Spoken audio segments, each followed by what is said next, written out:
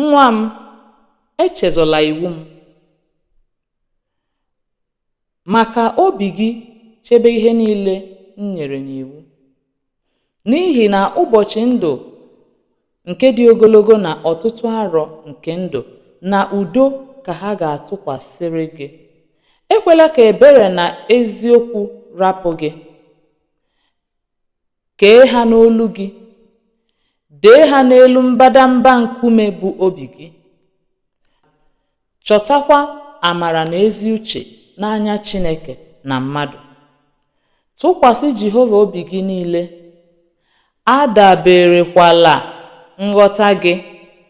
N'ụzọ gị niile mara ya. Ya onwe ya ga-emekwa ka okporo ụzọ gị niile zie ezi. Abụla onye maara ihe n'anya gị onwe gị. Tụọ egwu Jehova wee si n'ihe ọjọọ wezụga onwe gị.